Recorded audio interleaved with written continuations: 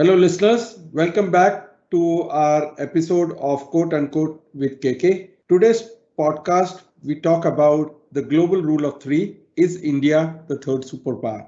Let me give you the backdrop of today's podcast.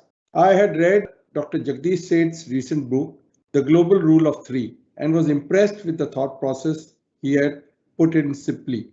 While I was going through the book, our Prime Minister visited US and met with President Joe Biden. And around the same time, there was noise in India arriving at the world stage as the third emerging superpower when our stock market operator Rakesh Jhunjhunwala presented our finance minister a presentation saying our time has arrived. Dr. Jagdish Seth's India China America ICA Institute also presented a paper titled The Strategic Importance of India in the New World Order. All these led me to think about today's issues on the podcast. So I have invited once again Dr. Jagdish Seth on our podcast to discuss these issues. Let me introduce you with Dr. Jagdish Seth.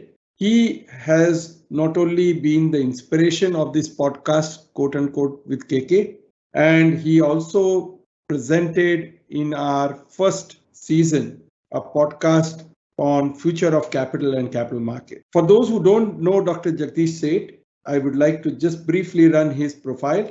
Dr. Jagdish Seth is a renowned scholar and an internationally renowned thought leader.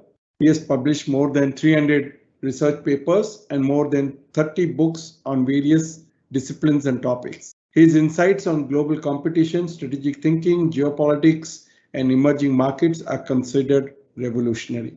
Dr. Jagdish Seth teaches at the Emory University and has recently founded India China America Institute, a think tank which we will talk about in the podcast today. Having his roots from India, he has a close connect with several upcoming corporate groups as an advisor and board member. He has not only shaped India's corporate world, but also governance and has advised our Prime Minister's office, PMO, on several policy matters. Awarded with India's highest civilian award, the Padma Bhushan, he had come all the way to India on behalf of the famous marketing guru, Philip Kotler, to confirm the lifetime award to our Prime Minister Narendra Modi. Talking of Philip Kotler, he says Jagdish is a scholar, change agent, advisor, and entrepreneur. In other words, a Renaissance man. Such is the stature of Jagdish, and I had a pleasure of working with him way back when I was heading the healthcare business at Wipro, and he was on the board of Wipro. He would take time to meet me and guide me whenever he used to come to India for his board meeting. And it has been a pleasurable journey learning a lot from Jagdish. Welcome back to Quote Unquote with KK Jagdish. It's pleasure having you back. So let me start with the recent Modi's visit to the US and no bear hugs with Joe Biden. I guess he's also equally old and he can't take what Trump could take it on. So what's the situation in US on Indo-US, Indo-Pak, Indo-China and US-China, Indo-US-China and all these triad of relationships in the Biden era? So I think the relationship between US and India will get stronger and primarily because US badly needs a major economy, a military power in that part of the world. The world is clearly shifting toward Asia. Asia will be economically important region for this century.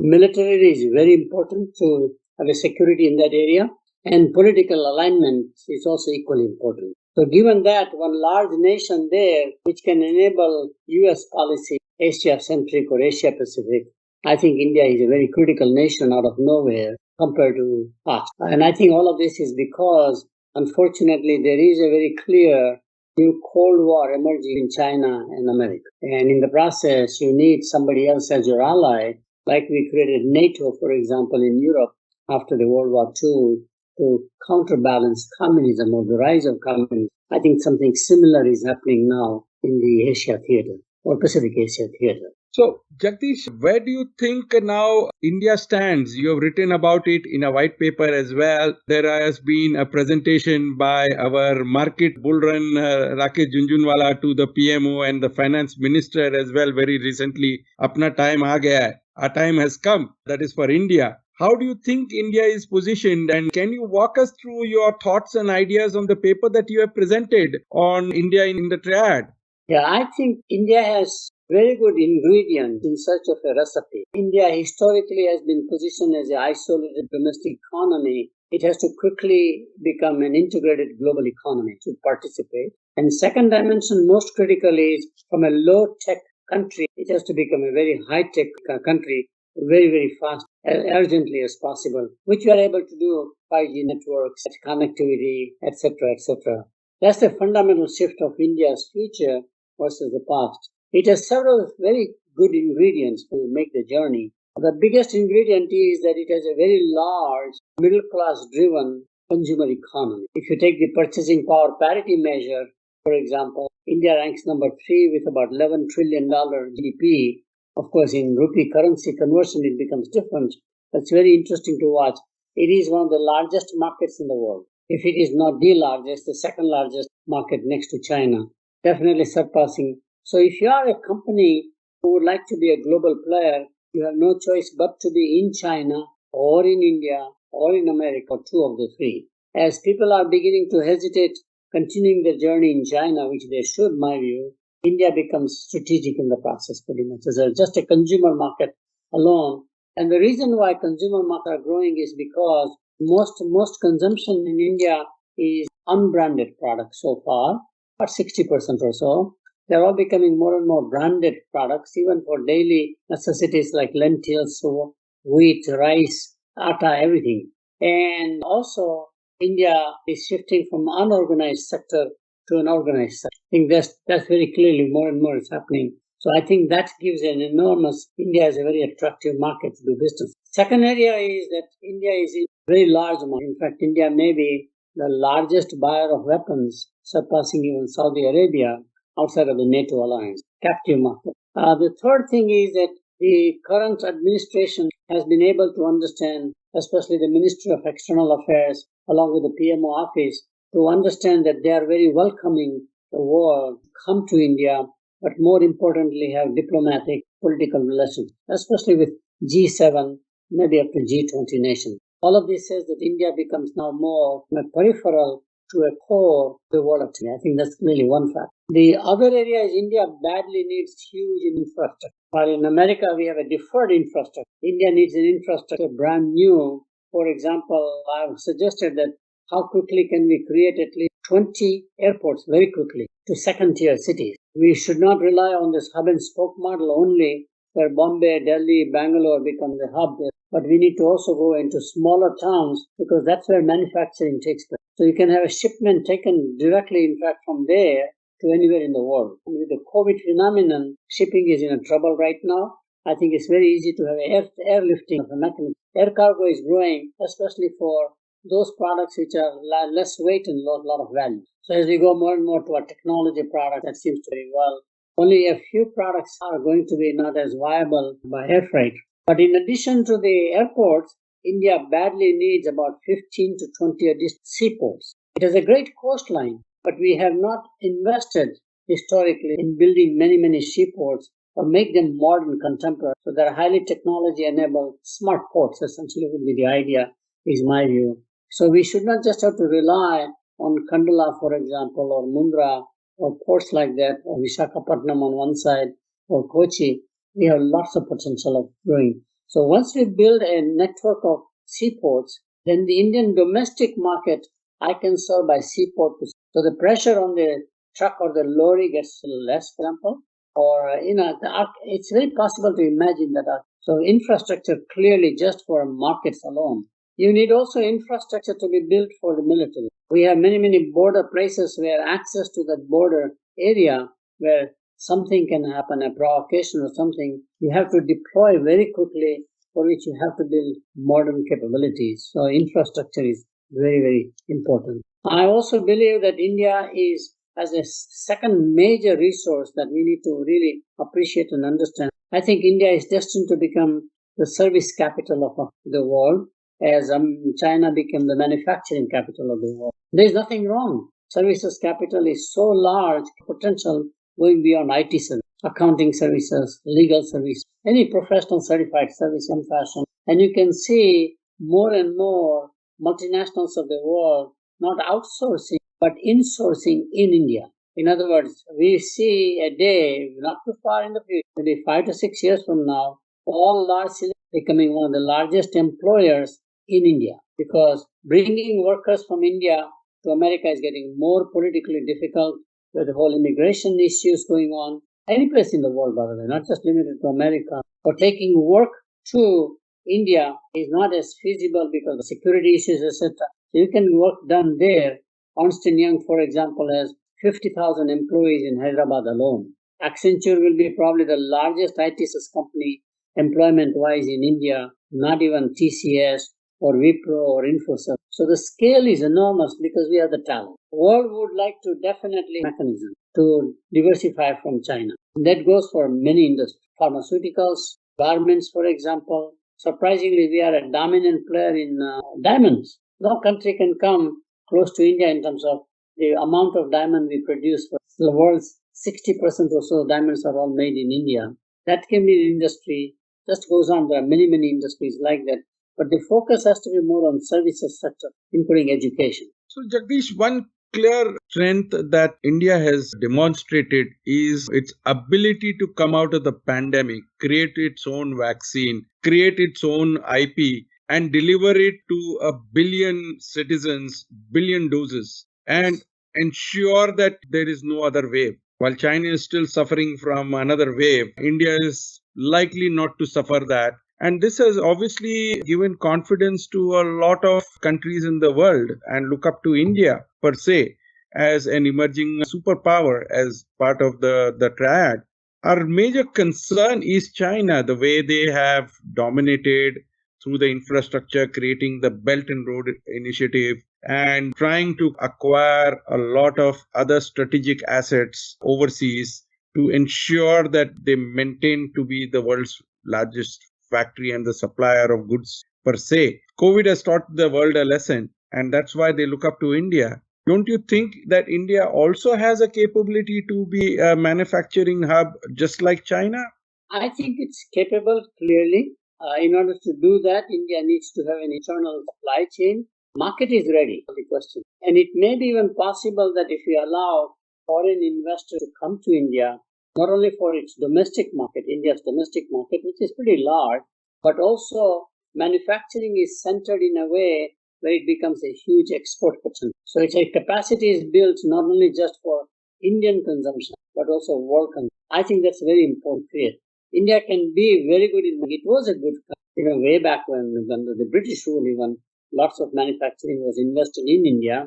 I think we can revitalize that through supply chain as a key issue. But most importantly, there are two ingredients that one needs to add. You have to embrace global standards. Those global safety standards, aesthetic standards, whatever you call. I think India has to basically upgrade the whole manufacturing mindset to say we will be world class. Products made in India are as good as products made in America, Germany, Sweden, China, Japan. I think that's a cultural shift we have to make. Second thing we have to do is we really don't do branding as well on a global level. One of the soft powers of any country is no longer just the culture, the history, the legacy, but soft power is more and more now the brands a country creates. If you look at the history of Japan after World War II, they were a laughing stock, cheap goods, just like we used to laugh at China.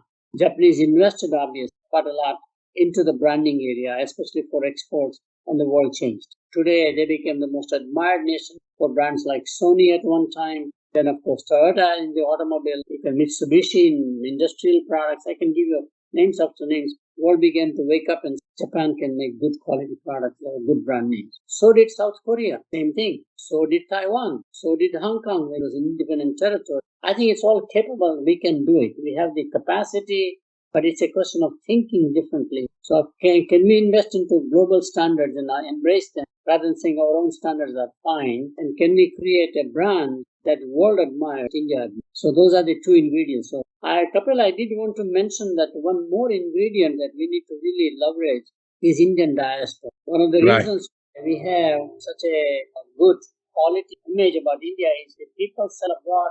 I think that's the one more area we managed. Yeah. So, Jagdish, moving forward, I wanted to dive on this topic of how the Indian government is trying to move the manufacturing sector forward and also on the infrastructure. There have been a couple of major policy initiatives that the government has announced. One, obviously, is our National Infrastructure Plan, where the government has announced that it will divest out a lot of the existing assets to fund new assets. And on the manufacturing side, the government has announced various production linked incentives for India to make or produce intermediary products, which it was solely dependent on China, to move it further in the supply chain and then service the global markets from India itself. So these are some of the policies that already the government has aggressively moved forward. Do you think that there needs to be another liberalization so that global players can start actually helping India in accelerating the reliance away from China for the raw material inputs that India relies on? I think it's very possible. The world in India in a very positive light. From language efficiency like English, we speak together.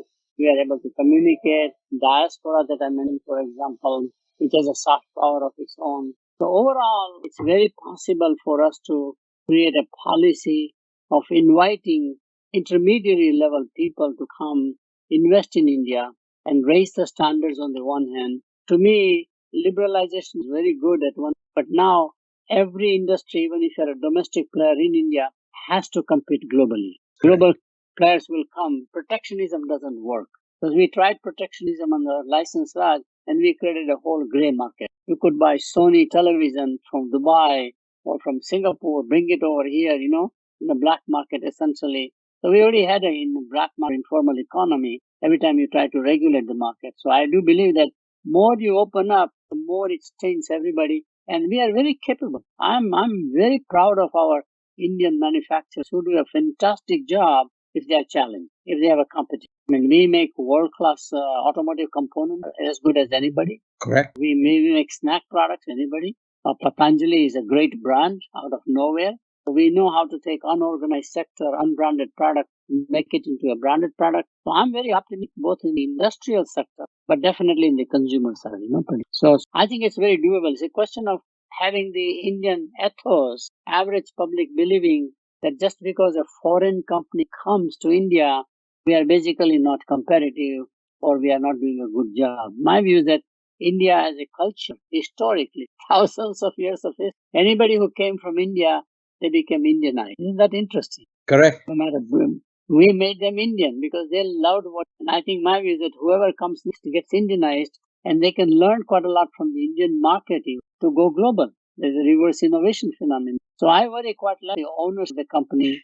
We have basically Indianized or domesticated companies like Hindustan Liver, for example, ITC. It's Imperial Tobacco made into Indian tobacco. Now ITC. That's a very much a domestic company, no matter how you look at it. And that'll be true for all kinds of industries. I think it's very doable. I think we should also talk about the reverse. People don't know that Jaguar Land Rover is an Indian company owned by Tatas.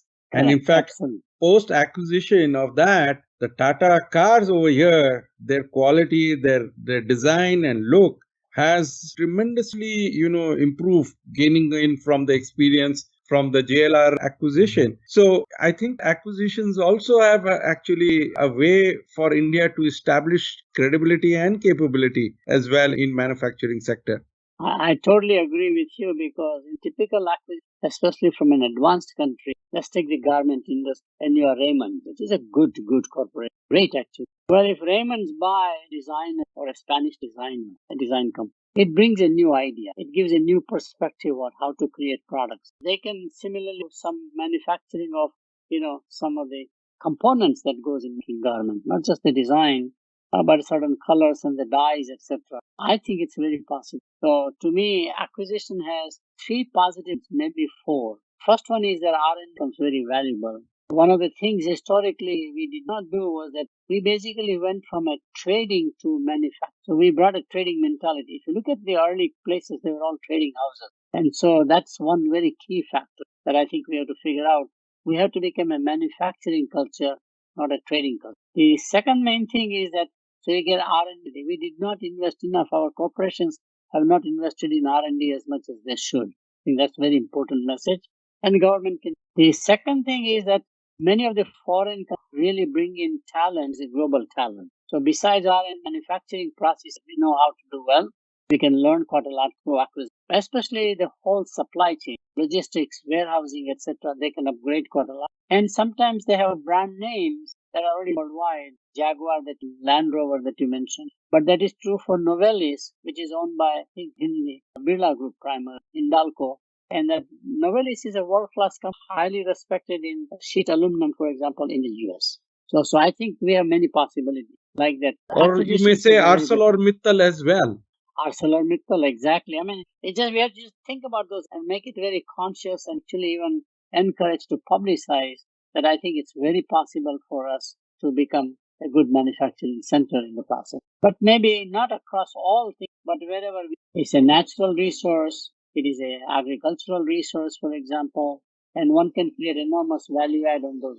Jagdish, I want to shift gears here. You recently published a book, and I guess the theme of your book, you have also written a chapter on it as well. And I wanted to bring in your synopsis of the book. I've read the book. There are so many more questions. I think that should become a separate podcast by itself. But very briefly for our listeners, if you could outline the thought process of your book that you have written and published recently, and how does that tie up to the three superpowers in the world? How is the world order going to change? I guess that should really be very valuable insights to our listeners. Sure. The book is called The Global Rule of Three. It's a sequel of the original book called The Rule of Three.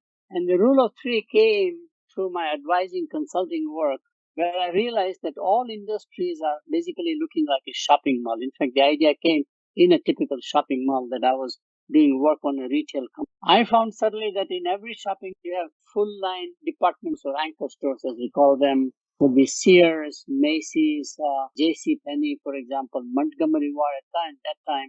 And in between, you have specialty retailers, such as, for example, a Foot Locker. And there are two kinds of specialty retailers. Those who offer product line, they are customer agnostic. And those who are customer segment focused, they are product agnostic. For that segment, like a given lifestyle, they will offer everything that lifestyle segment would like to have. And those two specialty are the coexist. Surprisingly, they don't compete in the short run with the generally. In fact, Sears Roebuck, when they built the shoppings in the 20s, when automobiles were growing in America, they intentionally invited specialty retailing to create a larger footprint to the shopping mall so they can come to Sears or they can go to Foot Locker or they can do whatever specialty retailing would be there. Now, how do they make it? The generalists use through sheer scale, volume. So they are volume driven. They look at the turns. How many turns are you making of merchandise sitting on the shelf or in the warehouse or in the back of the store primarily? The specialty people make money opposite to margin. They are very selective. They don't compromise on two different approaches. Suddenly I realized that when I plant on market share against financial performance like return on assets or market cap even for that matter, there are two curves. You have the curve for the general, and the rule is very simple. The topmost market shareholder must have 40% market share, and beyond 40%, it is not profitable or optimal concentrate market share more than 40.1, 40.2%. Number two player usually has 20% market share. Number three player is 10%. Now here is the interesting non-intuitive finding. Number three company is always the most innovative, not number one or two. It was not the General Motors or Ford, but Chrysler was always the innovative. They changed the paradigm. It was not Coca-Cola or RC or Pepsi. It was RC Cola that came out with new changes from a technological viewpoint, packaging viewpoint, marketing campaign viewpoint, and that is consistent across all industries. When there is a fight for market between number one and number two because the economy is not growing or the industry has some issues, whatever it is, number three company collapses. It goes into what we call a ditch, which is a gap between the generalist and the opposite is true at this specialty. More you are specialty, small market higher. But as you begin to grow, you go in the ditch. So growth for the margin driven company should be very disciplined which generally happen in multi-generational family-owned business. But as soon as you do a great job as a company like it is happening, new IPOs, you list it on the stock market, immediately the analyst will put pressure on growth and you begin to grow faster and faster, which actually becomes disaster. So you have two players, specialty players, the generalist players, and in between is what we call the ditch. And ditch are the people which neither have the efficiency of scale nor exclusiveness of some specialization, differentiation that commands a higher margin. This pattern is very interesting, and we have analyzed 50 product industries, services industries. Pattern follows the same way. Now, there are some exceptions. The key exceptions are that families, not listed companies, as it will be true in accounting firms, for example, rule of three does not prevail. The top three don't dominate. Or if it is a licensed, patent-driven industry like pharmaceuticals, you don't see the rule of three because you get a sub-monopoly for product category. If it is also a regulated market, countries are not or companies are not allowed to compete. Utility industries would be typical one where you're given a natural monopoly concept, or countries without risk from allowing come to come in. But other than that, rule of three. There are a couple of additional nuances in rule of three. The one key factor is that while we know exactly three large survive, not two, not four, not five, optimal between the profit for the investors and wellness of the society in terms of choice is always three. In fact, rule of three is so universal worldwide. It is true in all religions, for example. It is true in journalism. We always tell speakers to say it first time, say it again, and then conclude. It's very universal. We don't know why three numbers is always a key number in every aspect of the life, but it happens. And we think it balances very, very well between public well-being and private wealth, at least in the business sector. Second thing, more interesting, is that it has a pattern, 40 to, it has certain conclusions like third company being most innovative, they are the disruptors, etc. is a very key. And very few companies which are niche players will become a generalist. So if I'm a niche player, serial entrepreneur, I will grow a business and then immediately I sell to the big boys, as it is happening in Silicon Valley, as it is happening streaming services right now. I can go on giving you a bunch of examples. The rule of three, however, is to a domestic market. As the market gets more and more liberalized or become global, rule of three prevails. So you may have three American companies dominating America in automobile, GM, Ford, and Chrysler. You may have three or four Europeans dominating in Europe, such as Volkswagen Group, for example, or Mercedes-Benz, or whatever the car maker. Actually, it's Volkswagen, Renault, Fiat were the dominant volume players, though others are luxury. And you have rule of three prevailing in Japan, Toyota, Nissan. Now the auto industry is global. There is inevitability of consolidation. Usually number three company collapses. So Chrysler collapsed, bought out by Fiat. It just goes on and on. So there's a global rule of three, which is what we are watching right now, especially with the new book, and fascinating. In the global rule of three, these are not the advanced countries where one of the players is coming, but it turns out to be emerging economy, multinational. How do we now apply this same global rule of three to the countries in the world order? Is the question. A tricky one, though. Yeah, very true. We took in the book, we took a more macro view. We said, Correct. if it is true for the industry, there must be something about the nations or economies in general. And we found same thing, lo and behold, if you take the purchasing power parity measure and use that as a measure to calculate the GDP, you clearly see the top one is China, with about $30 trillion economy. Second one is America at about 20 trillion roughly. But India comes out as third country at about 11 trillion. And then you see a drop suddenly by Japan at 5 trillion. Then, of course, French is much lower. And all the advanced much lower. So this leads to a new triad power, which is what was the old triad.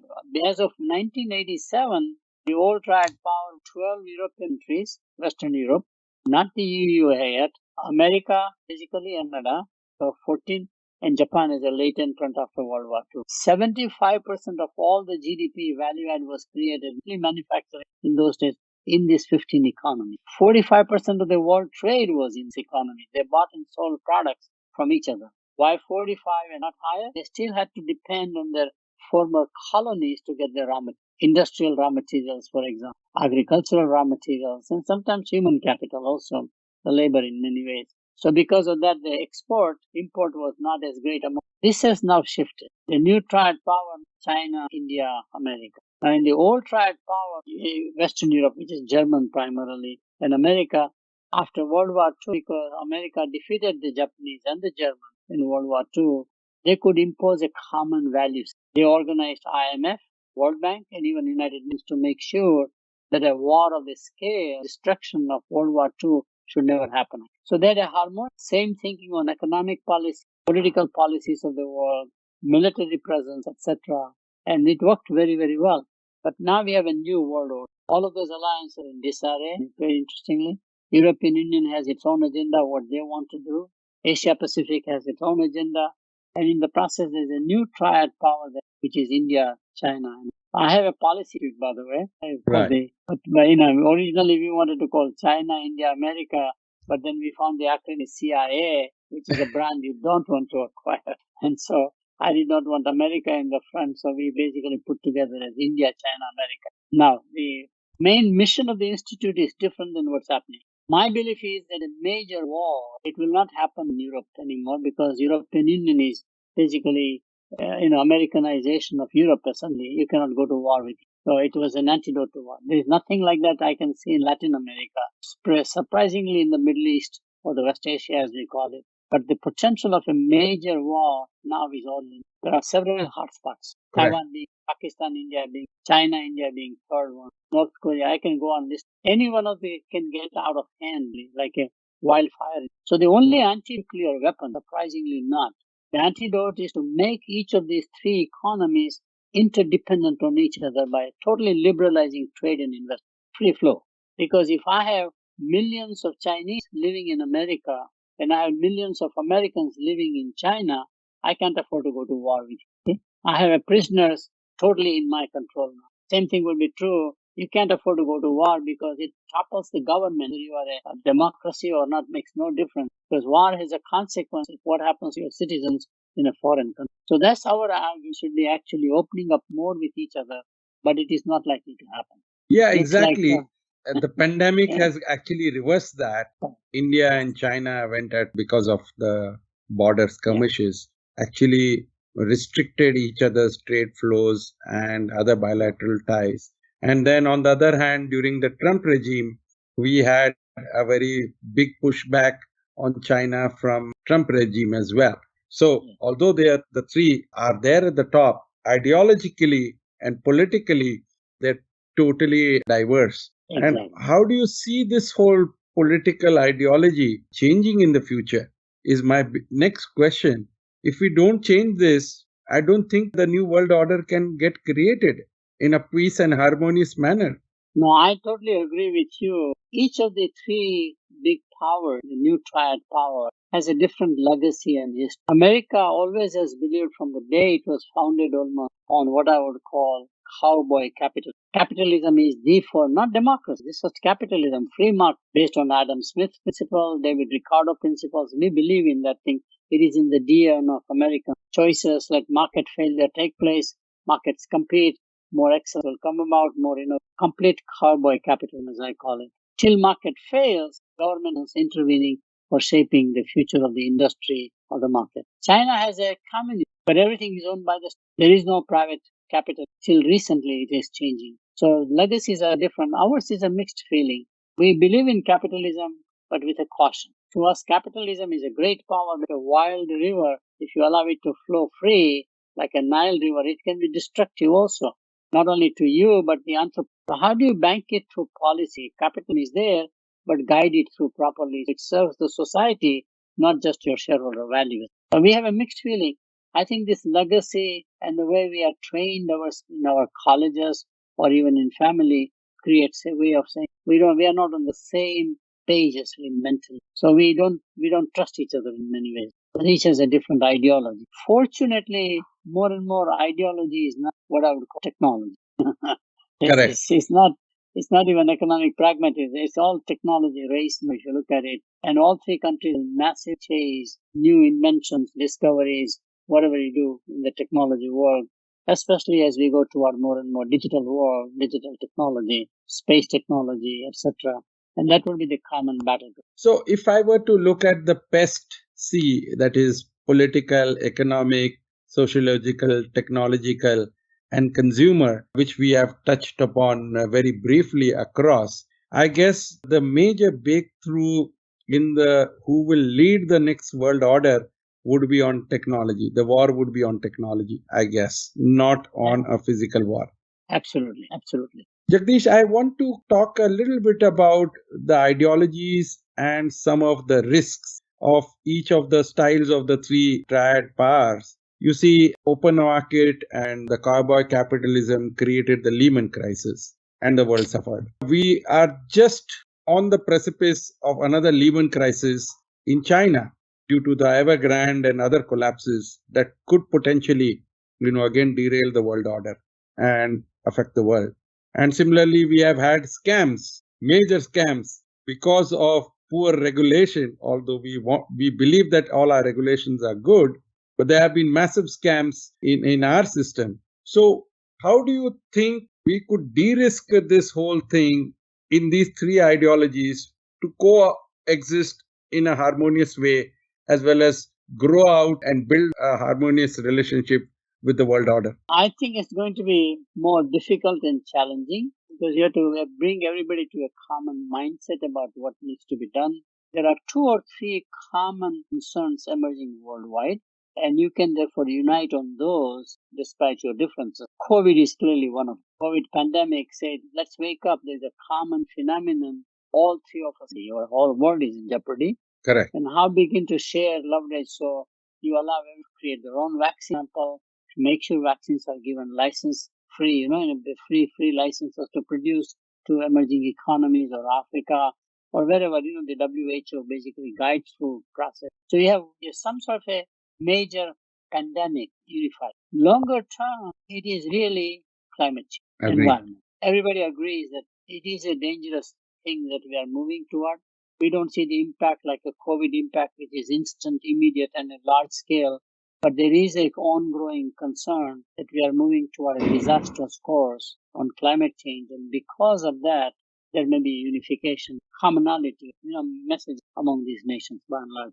No matter which background you come from, whether it's a Chinese legacy, Indian legacy, or American, everybody says climate change is a real problem. How can we cooperate and compete with each other? The third area is also important, which is saying that we have to invest in economic development and social development of many people who are below the poverty level, mostly Africa and South Asia, official poverty level. Correct. I think we are all saying have to contribute no matter who you are. And these three nations have capabilities which they can contribute. For example, I've been an advocate that on the online education, India can become the education capital for emerging economy. Western worlds are so expensive. Online education, I can go anywhere in the world. So now you see 5-6 major companies as startups, not just Baiju, which has been very well established, but you see Upgrad, for example, you see Simply Learn, you see other platforms, all becoming very significant, and they serve the global market, especially emerging economy markets or low-income consumers. That's one more area. If there are four, therefore, which become more global agenda as opposed to individual country agenda. And the last thing that I'm optimistic is that ultimately, no matter what ideology you come from, and this I've written in my book called Tectonic Shift way back when, before I published Chindia Rising. And then in that book I mentioned that only thing that matters in politics, contrary to all of our prior knowledge, is livelihood, economics, jobs. Are you able to fill my stomach, which is an income? Are you able to fill my wallet, which is wealth creation? And today it is not income versus wealth creation, you have to do both. So the agenda for a political leadership or political parties is all economic pragmatism. What can you do economically to increase employment of people, their wages going up on the one hand, and what do you by providing possibility where you actually have some way of creating wealth for the people, whether it is through owning homes, affordable housing, for example, stock market example, proper safety investments other than the banks, where the wealth creates wealth at the same time. Life policies just goes on. There are several. I think that's so everybody's agreeing on that kind of an approach.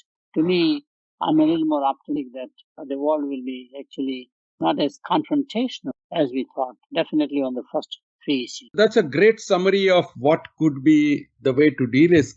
I want to bring in, since you have been a marketer and you understand all this, the big elephant in the room, social media, that has been shaping and dethroning politicians and slowly changing the whole ideological politics across the world. And that obviously, what you mentioned is technology, all about Yes. technology here. And very recently, we had a whistleblower issue on Facebook with respect to the 2019 elections, where algorithms and certain other things have been viciously done and manipulated to change public opinion and big elections. And we also know Cambridge Analytica issue in previous elections in America and elsewhere. How do you think the power of this technology, which so far had not been that unregulated, need to be regulated so that there is a harmonious political and sociological transformation across the world?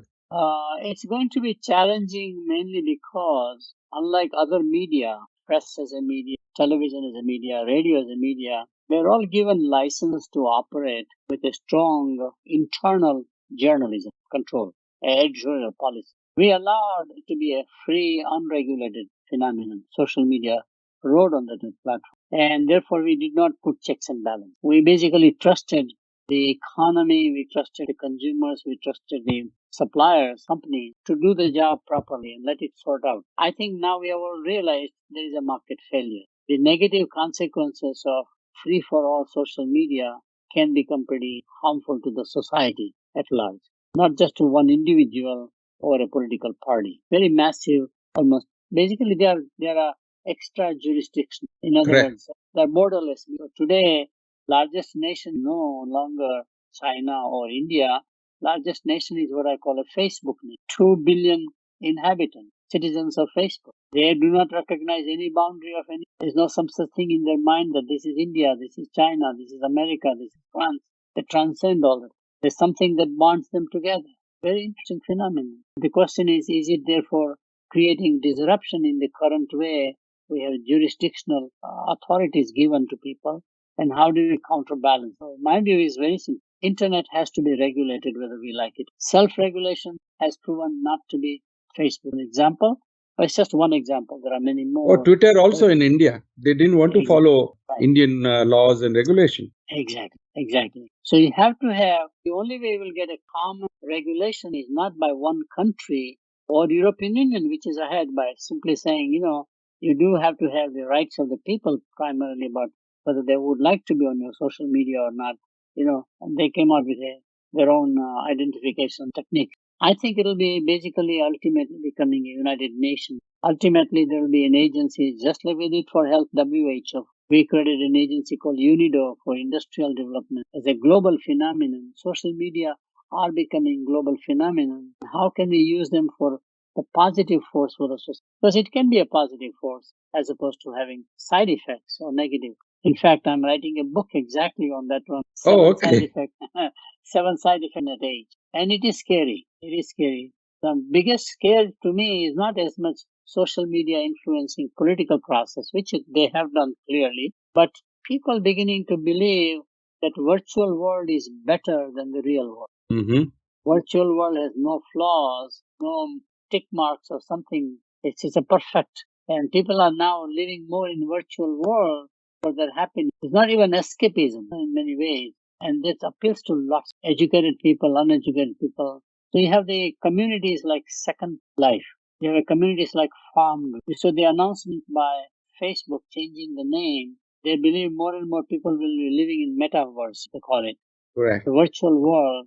And personal relationships now are more in the virtual world where you have a boyfriend or a girlfriend, significant other who is totally virtual. This is a change, and that is what happens to the family. Does family as a unit survive? As we know, I think is a very key issue. I think we will therefore somehow create some policy guidelines, some regulation to make sure that this whole Pandora's box that we open, or the genie that is out of the bottle, how can we make sure that it a positive societal force, good for the society, rather than becoming a negative dark forces. I just want to close this with one more discussion point. China has completely banned Facebook and the Western world social media and has actually policed their own local homegrown social media with a lot of censorship and whatnot. That's the other extreme that the triad or could possibly be facing on the technology side as well. Do you think that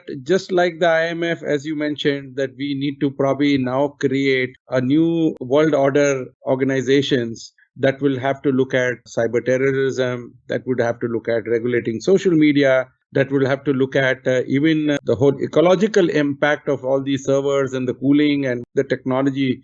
Now everything is on servers, so there's a huge ecological impact also on right from the climate change point of view, and several other factors that this whole, including manpower. The whole Yes. global globe is short of digital workforce, and it's accelerating so faster during the pandemic that even India is short of its own resources, highly trained resources in digital technologies. So, and that obviously comes from an education and training. And do you think that the new world order and the triad would also now need to debunk all these 1940 post-World War era, IMF, World Bank and all, and create a new technology-driven institutions and redefine how the world order has to be, moved ahead and managed through these institutions? I think you are so right. The first, more and more emerging economy, which became in the limelight with the Goldman Sachs report called BRICS, Correct. dancing with the bricks or something.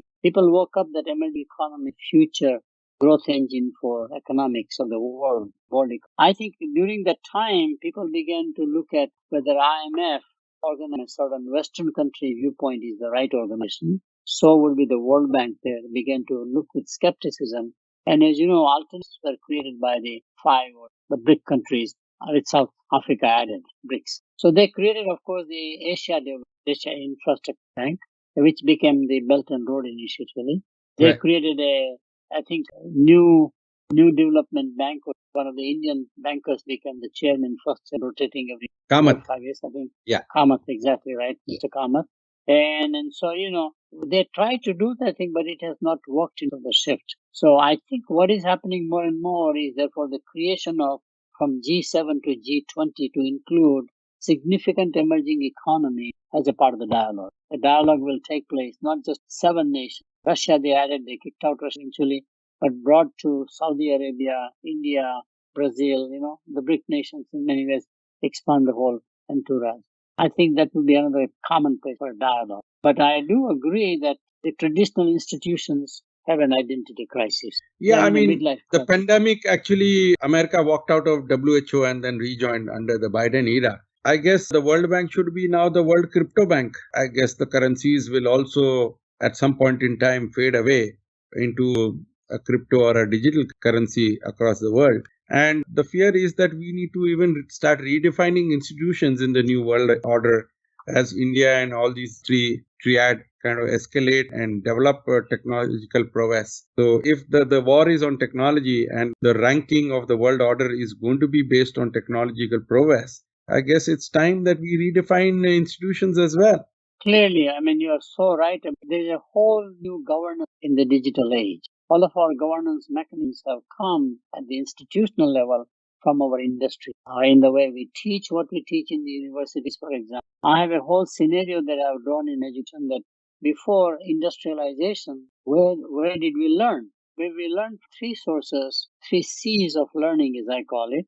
First of all, community, local community, panchayat, governed you very, very well. They taught you what is the good or bad. You did not follow the norms of the community, you were outcast. Correct. Second one that we learned quite a lot was craft. There was a guild, master guild, who taught you skills which had some economic value. That was the second C, craft. The third one, congregation, either religious-based congregations or pre-formal religion. Three C's of learning. We shifted that in the industrial age to what we call 3 R's of literacy was important. So we came out with reading, writing, and arithmetic, which is a great platform for the industrial age, but not for the digital. In the digital age, I have come out with a framework called 3 I's of learning. Learning has to be more and more interactive. It's not like taking notes and memorizing. It's like dialogue. And people have found evidence-wise that the more you learn interactive approach, the more you have more you have the memory. So first key message is interaction, interactivity built into it. Second one is very interesting, integration. Learning should be integrated. there is something common between music and math. This whole debate that you are a right brain, left brain is a fallacy because music is a language, math is a language. If you take a meta-analysis, both are languages, and of course, software is a language. So I can easily now say, what is common between music and math? How can I connect the dots? So that's it. Then third one is that more and more learning has to be individualized, personalized, so that even in large class, I can have one-on-one communication with you as student, me being a teacher or whatever, role we play, which is very possible in the digital age. So 3 eyes of learning. That's the governance that changes. So will be true for corporations in the way they run it, for international bodies like the World Bank or the IMF or any of the United Nations agencies. I think that's very key. So we are actually together a handbook of future of governance in the digital age. About 4 of us are together, and it looks very fascinating. People are creating scenarios about how we will regulate in the future anything about the world, primarily world order. I think this will be interesting, but it has to change. Industrial age thinking is not relevant; it's already obsolete as we go toward the digital age. I want to briefly touch on one of the factors, the capital. Yes. We've not talked about it in our talk because the race to grow to the pole position in the world order, each of the countries needs capital to invest and to grow. And obviously, each of the models have very different ways of providing capital for growth. US has a very open, free capital market policy, regulated. India is somewhere in between. China is totally regulated with a lot of state controls, not coming out in the media, but a lot of camps as well. How do you think capital will be driven and provided in these countries to grow out in the future? That's a very critical question. India is not a capital starved country or in that middle income. Now, India has got enough capital, but it's the issue of how do you regulate the capital and drive it in the right direction is our challenge. So there are two main points about capital. First one is that capital at one time during the monarchy days was strictly controlled by the kings and the emperors. They owned capital. The serf or the peasants had no access to capital, no ownership of any kind. Then we shifted to capital, from Adam's principles, modern capital, where corporations, individuals, but really institutions began to own capital. So you had large corporations where you can participate as shareholders, but it was basically corporate capital. I guess From we are sovereign going to have capital, 2 trillionaires who will be on the surface of the earth very soon. yeah, Right that's out of exactly. America. That's exactly how I was leading up to. So from capitalism, from sovereign capital to corporate capital, at one time countries like GE could invest all over the world, idea. Now the capital has shifted more and more toward personal capital, personal. It's mind-boggling. My analysis found that in the last 20 years or so, personal wealth has grown $160 trillion, not big $1 trillion. Oh boy. We have generated more than millionaires in 1 decade alone. We have 5,000 or so billionaires now. And if you take the 160 trillion capital, their investment into diversified portfolio, including alternate investments, generates about 10% to 11% return. That says they're generating $16 trillion of wealth every year, which is bigger than US economy, generating value-added products to create from raw materials to consumable products. That changes the paradigm, which says ultimately future control of capital or capital may be actually with individual players more so than institutions, which is a fundamental. We say that George Soros as an individual can really play the game of hedging on currency and pretty much topple a nation and its central bank. How do you tame that capital? Second thing is that capital is becoming high tech. Everything is digital. Correct. So not only that, but that has led to the cryptocurrency. Cryptocurrencies, while they began for the informal economy, hawala that we do, for example, drug traffic, for corruption money, it's getting more and more legitimate. In fact, these wealthy individuals are saying, not their corporation, I would like to put my capital in cryptocurrency. That also is changing the nature of capital in many ways. And how does somebody manage a cryptocurrency capital will be a key issue in the past. But I am totally convinced that ultimately what makes the difference is that one individual who owns the money personally and what that individual decides to do with it. That'll be a very different paradigm to think about. And we can imagine those people have funded worldwide who they are, and then they basically are reflecting their values on the. So it's technology, it's individuals, it's social media affecting individuals, and our world order where two most populous countries have to deal with to remain in this triad to be at the top of the world order. It's a very challenging task. I guess we should leave it to Elon Musk to set up the colony and change this from the world order to the solar order, I guess. Very good point. Very good. Very good point. Obviously, he has the capital. He is going to be one of the first trillionaires net worth individual, and he can afford to actually move away from Earth to another planet itself and change the whole world order to a solar order. And there is clearly no question capital moving to Asia Pacific region. London used to be the capital at one time, the British Empire. It shifted to America, where New York became the capital city, primarily hubbing all from. I think it's going to be future more and more Shanghai. Clearly, I think China will be the one who will have all forms of capital in their area, and that will be very important to understand about the amount of money. Despite all the hesitation right now, we do believe that capital shift toward Asia more and more after the money. And our GIFT City government is pushing it Right. to create it as a hub as well. Yes, correct. Great, Jagdish. You have been always inspirational with ideas and historical as well as future perspective. I've always enjoyed doing a podcast with you, and I'm afraid we are run out of time. So I would love to thank you once again. And before I go, I would love to wish you, our listeners, a very festive Diwali and New Year as well. And we will come back with our next episode to our wider audience base. And as always, you have been inspiring me to take this whole podcast show global, and it has reached a level where I can just thank you from my heart to be really inspirational to egg me on to start this as well. So thank you so much. God bless. And I would love to see you very soon in India receiving the Padma Bhushan award as well from the President of India. Thank you, Kapil, so much, and happy Diwali. Bye-bye. Bye.